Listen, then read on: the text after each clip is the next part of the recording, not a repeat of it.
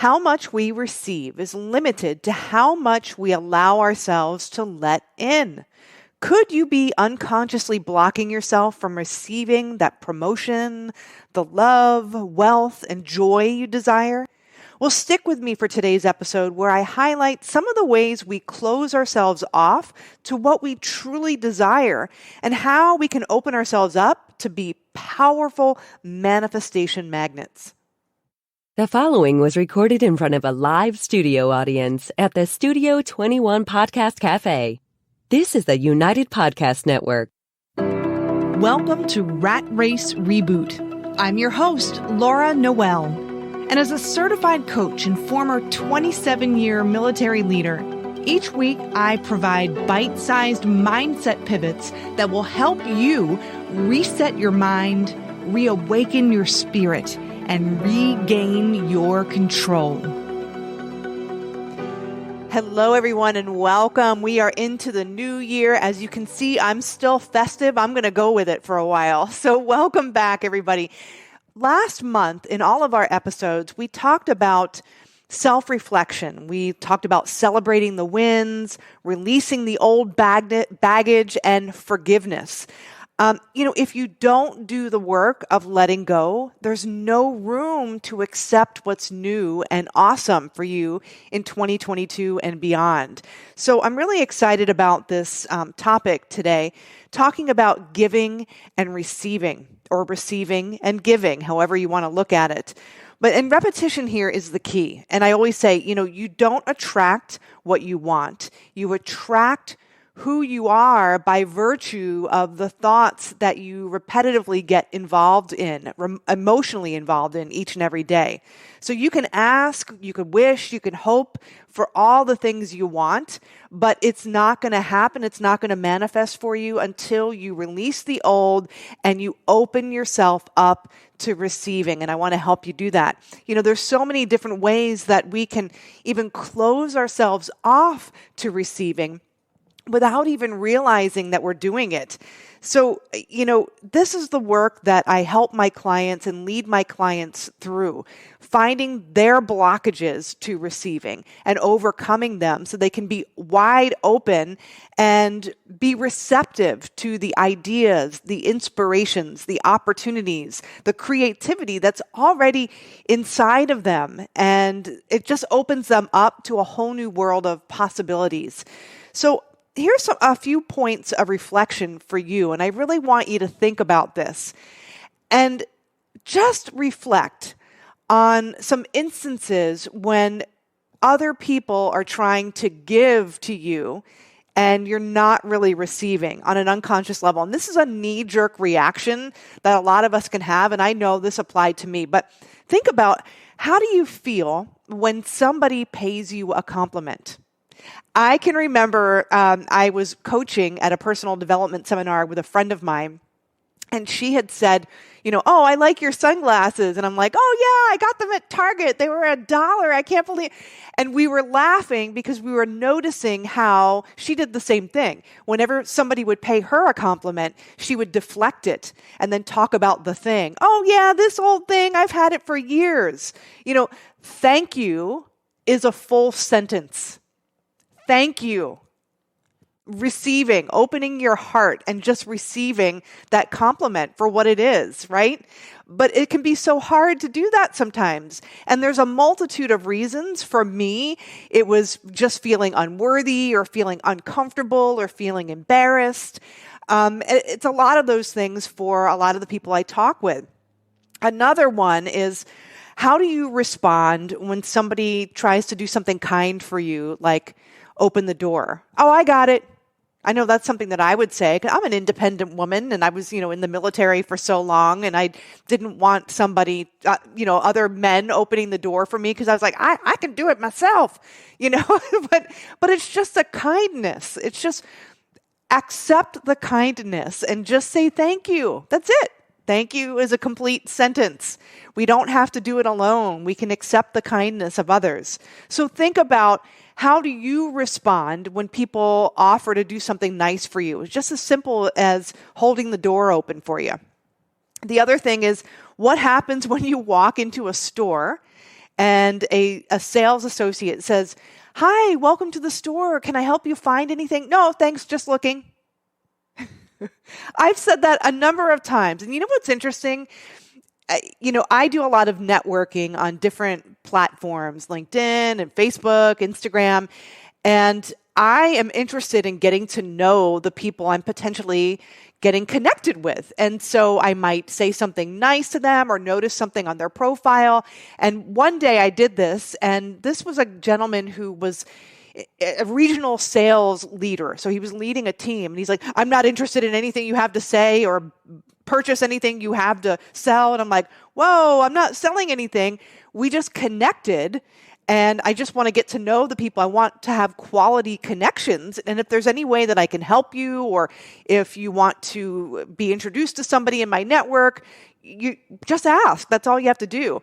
And what was interesting is this person is a regional sales director. He's in sales, and he's scared, afraid of being sold, right? Nobody wants to be sold, but you've got to receive, you got to open up and receive the connections and the support and the help. You don't know where that's going to lead you. And sometimes it's a knee-jerk reaction, like I said, that just stops us in our tracks. And the interesting thing is, how we receive in one way automatically is really how we receive most of the time. And I'm talking about receiving good things. I'm not talking about receiving negativity or insults. That's a whole nother episode that we'll get into later. But how we receive and open our hearts and open ourselves up to receiving, we pretty much do that all the time. It's an unconscious habit. So, and I also can remember somebody in my family, when I would give them a gift, "Oh, no, you shouldn't have. No, it's too much. You should." And that's really insulting. And they're doing it because they don't want you to go out of your way, or they feel embarrassed, or they don't feel worthy. But it feels hurtful being on the receiving end of that when somebody doesn't even receive your kindness. So, like I said, there's a lot of reasons why we do that. Sometimes it's guilt. I know I felt guilty sometimes for receiving. It's about feelings of not feeling worthy enough, or like we don't want to take more than our share. We don't want to take, a bigger piece of the pie than we should. I love Abraham Hicks said, "Have you seen the pie? The pie is infinite. We can't take more than our share. We're not taking, we're receiving. And just as we receive, everyone else can receive as well. And when we receive, we're opening ourselves up to giving in a beautiful way." I learned this the hard way, back in the early 2000s, when I realized, and it was a punch in the gut, when I refused to receive the kindness and goodwill of somebody else, I'm actually taking from them. I'm not being a giver, I'm being a taker. Sit on that one for a minute. That's pretty deep. That was a big aha for me. Because when somebody is being kind to you or generous or just paying you a compliment, and you're like, "Oh no, that's not true," you're basically, you're not consciously doing this, but you're telling them you don't know what you're talking about. You're not valuing their comment. You're not valuing what they see in you, their perception of you. That's the truth. That's their truth. So take it in, accept it. Love yourself enough to be with, and get over the discomfort of, taking on that good. Get over the discomfort, because in receiving, you are giving. It reminds me of when I went with the Unstoppable Foundation back in 2019 to visit some of the villages in Kenya. And I've been a donor for a couple of years, and a small group of us went to visit 5 of the villages where our funding had made an impact. And we were providing clean water, nutrition, agricultural training, job training, medical care, and education for girls. And when we went to the first village, we were all greeted by people from that village. And they were singing and chanting and jumping and taking our hands and whisking us off into their village. And they were singing and just loving on us and just showing the most beautiful level of gratitude ever. And at first it felt a little uncomfortable. I felt a little embarrassed. And I started to look at the founder of the Unstoppable Foundation. Now, she's had this organization for a number of years, and she's had tremendous impact in the region. And I remember her saying something to the effect of, it feels uncomfortable. It feels a little awkward when people are showing and showering you with that much love and gratitude. It feels a little uncomfortable, but they're giving. You have to overcome that and just accept the love. And I'm telling you, when I went there and I just opened my heart and just received that outpouring of gratitude and love and appreciation, it enabled me to give more than I ever thought would be imaginable. And up until that point, I had given, probably like $25,000 over the course of 2 years. And I wanted to multiply my giving. And once my heart was open and I was receiving, I had another idea. I want to do more. I want to fund a 2-year college program. And that was to the tune of over $200,000. I had no idea how I was going to do it, but I said yes. And because my heart was so open to receiving, I was able to get it funded in 6 months. And I was open and connected to the people around me when I had an idea or a flash of inspiration to contact somebody or call them. They would always say, "Oh my gosh, this is the perfect timing. I was looking for an opportunity like this." I was in receive mode. And that's what I mean. All of last month, we were talking about letting go, releasing the old baggage so that we have room and space to receive, creating space for yourself so that you can do more and have the impact, an even greater impact than you could have ever imagined. Well, that starts with receiving. You've got to open your heart. You've got to be open to receiving in all ways. And it starts with the little things. So what I challenge you to do this week is just be aware of how you receive. It's not to beat yourself up, but in the moment when you're receiving, course correct. When somebody pays you a compliment and you have the urge to go, "Oh, this old thing, I got it," you're deflecting. Stop yourself. And if you catch yourself going down that path, say, "Oh, can I have a do-over? Thank you." That's it. Practice that. And over time, that will be who you become. And I want you to affirm to yourself that you are worthy of receiving. Affirm that to yourself each and every day. And when you're in a situation like that, when somebody's about to hold the door open for you or something, think to yourself, "I'm worthy of receiving," and say thank you. In that moment, when you're receiving, you're also giving at the same time. And giving is a wonderful thing. It's a cycle that perpetuates itself, that giving and receiving.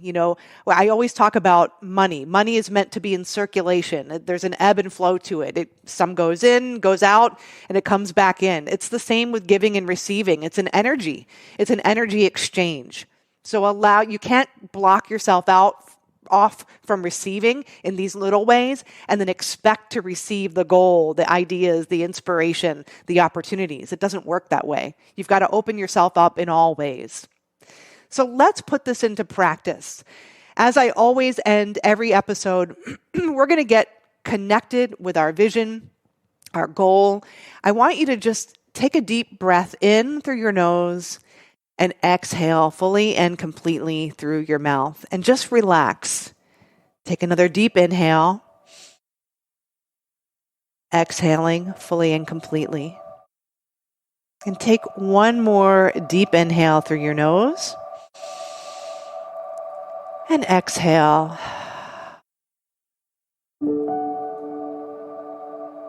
And I want you to think to yourself, "I am worthy of receiving. I am worthy of receiving all the good that is coming to me.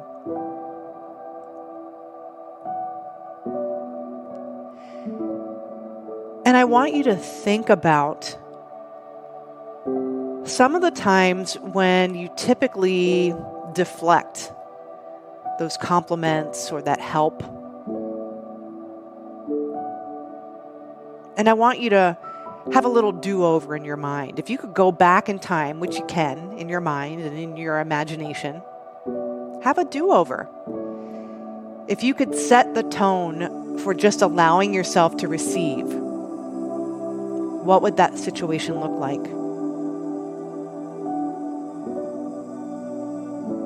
And if you felt comfortable receiving, what would that feel like? Imagine.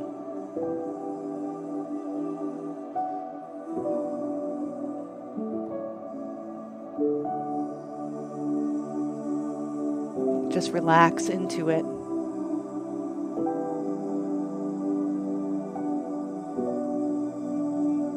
How would opening your heart open you up to all of the good that's waiting for you, that's also looking for you?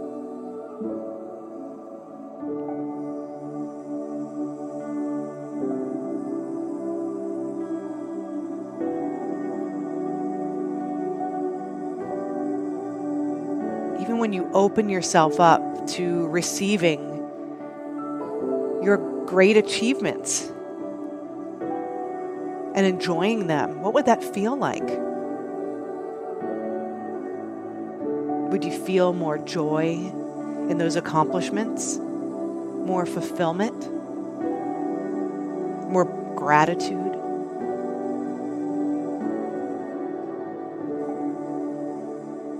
And how would you show up with the people around you? Might that even inspire you to give a little bit more?